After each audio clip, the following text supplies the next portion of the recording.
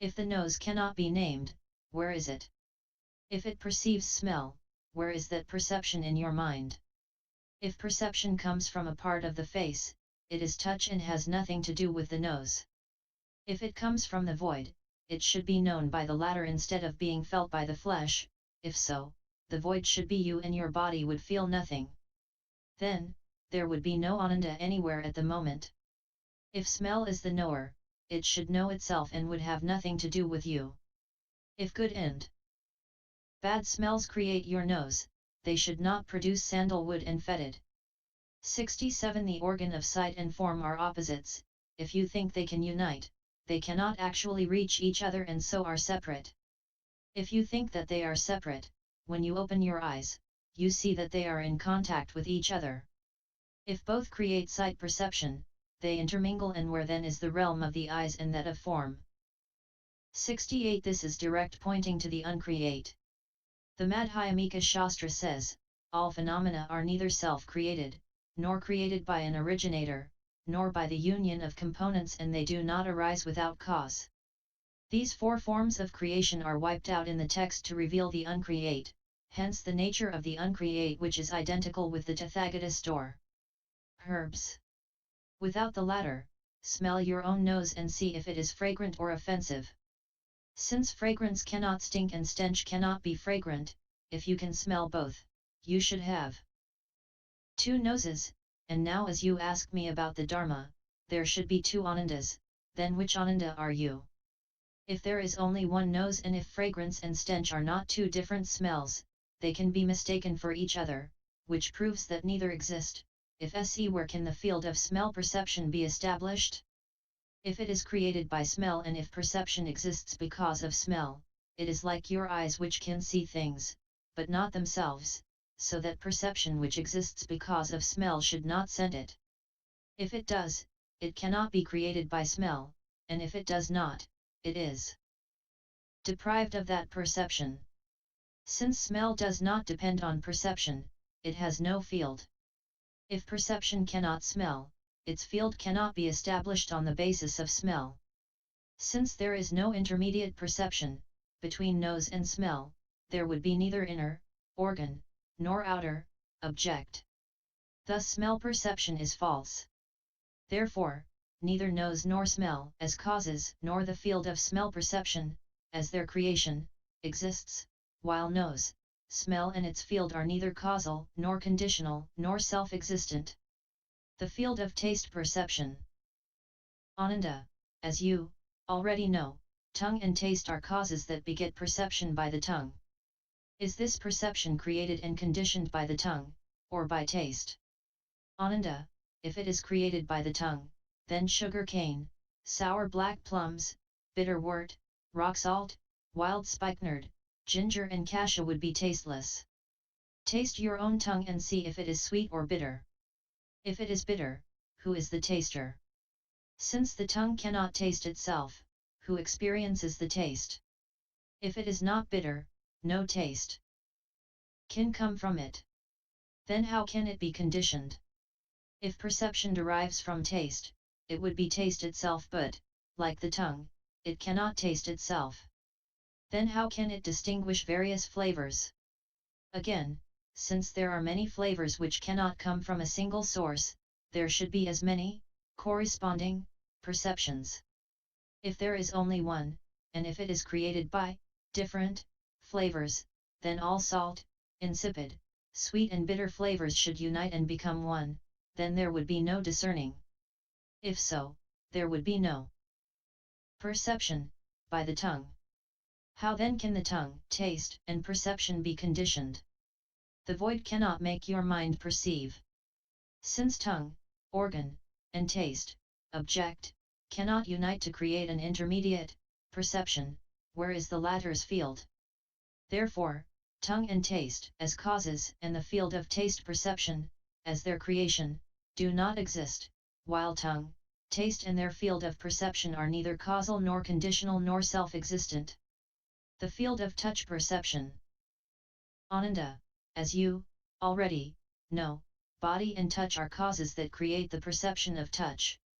Is this created and conditioned by the body or by touch? Ananda, if it is created by the body, what does the latter perceive when there is neither contact nor separation? If by touch, your body would not be needed, then who can, without a body, feel contact and separation? Ananda, objects do not perceive touch, but the body knows and feels it. Body's perception is revealed by touch and touch through the body. Therefore, body and touch are inseparable, but they are not the same, and so originally they have no home. When touch contacts body, it becomes the body, and when it ceases, it becomes the void. Since there are no such things as inner, body, and outer, touch, how can there be an intermediate, perception, between them? Where then is the field of body perception? Therefore, body and touch, as causes, and body perception, as their creation, do not exist, and all three are neither causal nor conditional nor self-existent. The field of the sixth consciousness. Ananda, as you already know, intellect, manas, and dharma, ideas, are causes that create the sixth consciousness. Is this consciousness created and conditioned by intellect, or by dharma? Ananda, if this consciousness is created by intellect, the latter, as organ, should contain dharma, as object, to reveal its own existence. In the absence of dharma, your intellect does not exist and cannot create anything, even if it does create consciousness. What is the latter's use if it is not confronted with causal ideas, dharma? Moreover, both your mind, i.e. the sixth consciousness, and your thinking process, i.e. the intellect, discern ideas and things. Are they the same as, or different from each other? If the same, consciousness is just intellect, then how can it be created by intellect? If different, consciousness would be unconscious, then how can it come from intellect? If it is also conscious, then, tell me, what intellect and consciousness are. Therefore they are neither the same nor different, then where is the field of consciousness?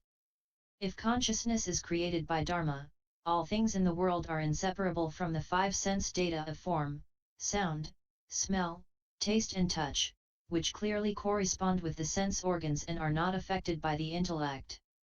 If your consciousness depends on dharma for its existence, look carefully into dharma and see what they look like, for beyond form and voidness, motion and stillness, clearness and obstruction, union and separation, and birth and death, where can dharma be found?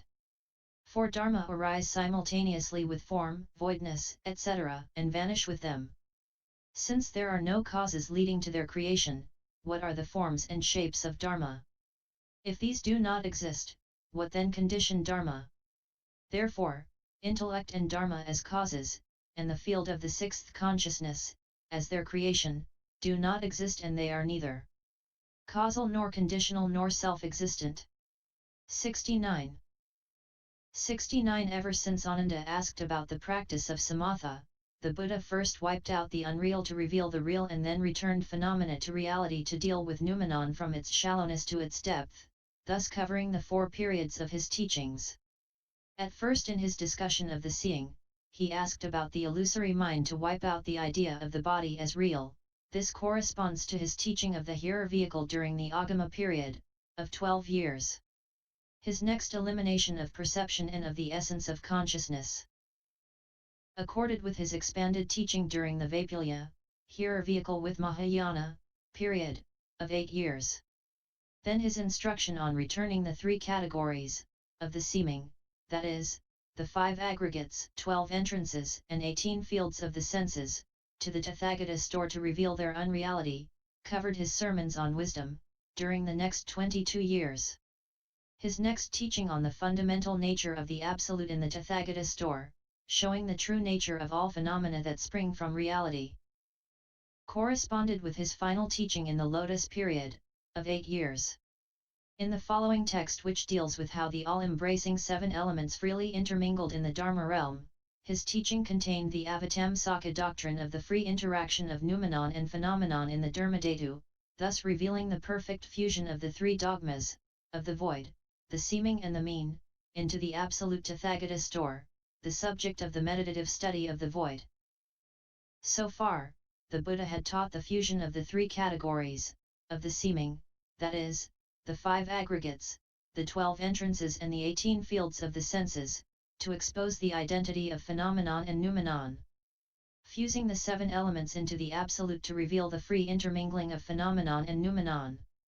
Ananda said to the Buddha, "World-honored one, the Tathagata has often spoken of cause, condition, and the state of the self as such, and has taught us that all changes and transformations in the world are due to the mixture and fusion of the 4 elements. Why does he now wipe out all concepts of cause, condition, and the state of the self as such?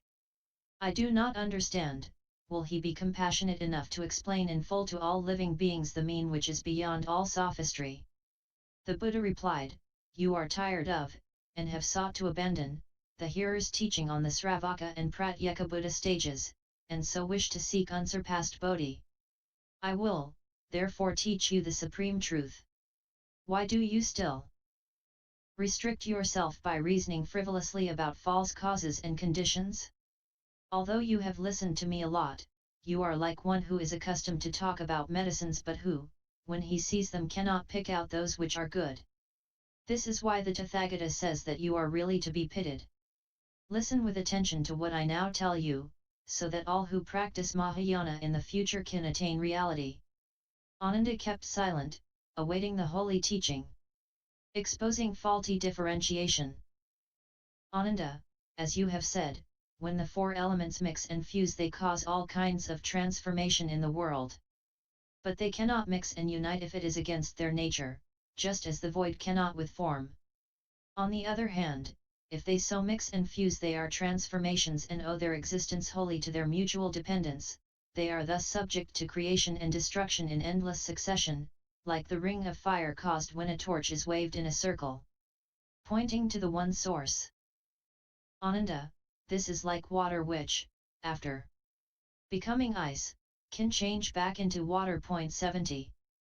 Instruction on the 7 elements. The element of earth. Look at the element of earth, which ranges in size from the great earth to a tiny speck of dust. Split this speck, which is near to nothing, and reduce it to the finest mote on the extreme border of form. Then split it again and it becomes the void. Ananda, if this mote can be reduced to nothing, you should know that form comes from the void.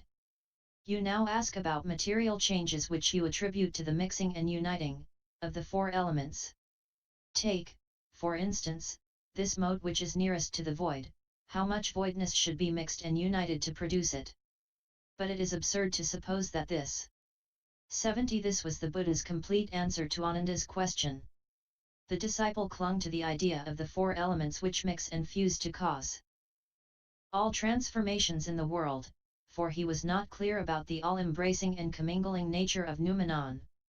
The Buddha meant that if these elements did not mix and fuse with one another, they were like the void which can have no relation with form, and that on the other hand, if they did mix and fuse, they would be transformations in an uninterrupted succession of births and deaths.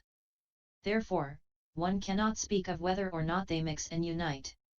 However, if one understands that both the real and unreal arise from the same, underlying substance, like water that can become ice which can change back to water, one will cease to discriminate and discern.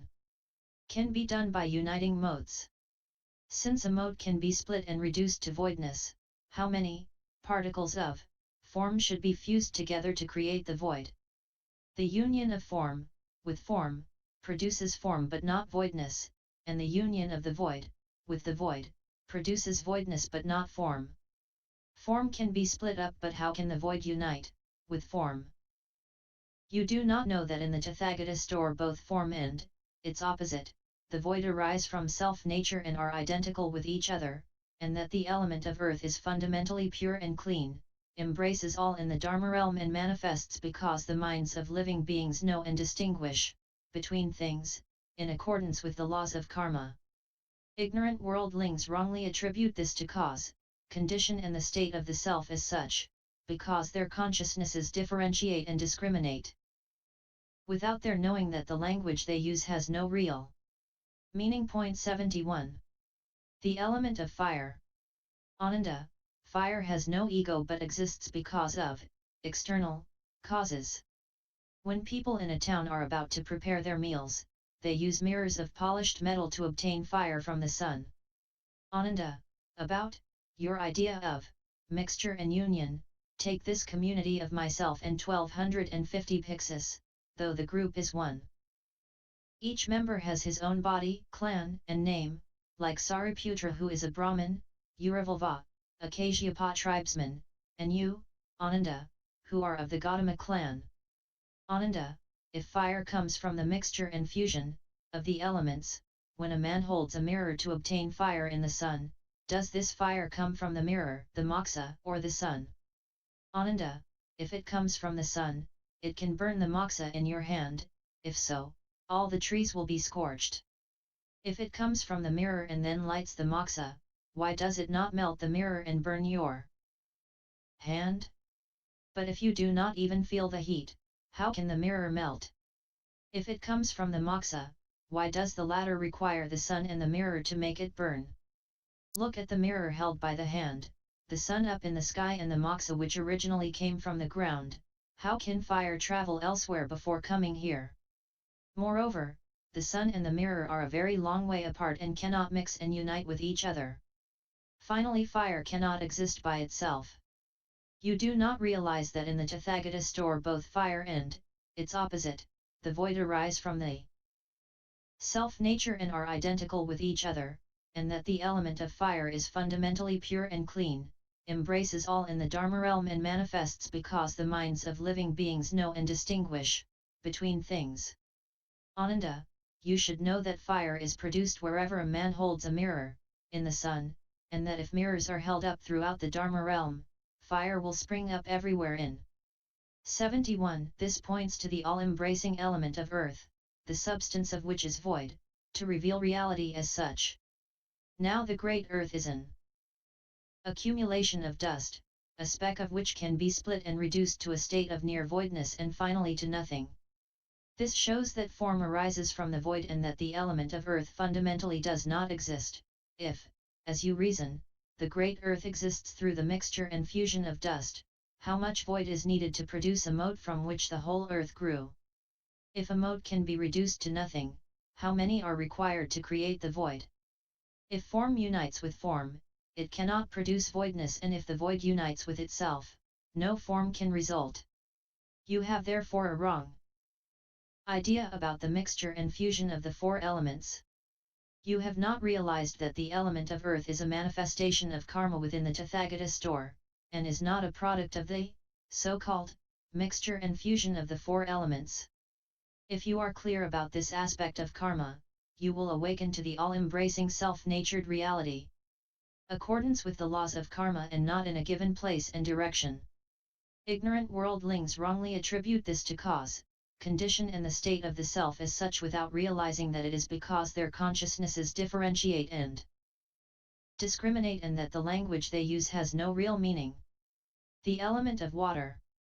Ananda, water is unstable by nature, for it either flows or is still.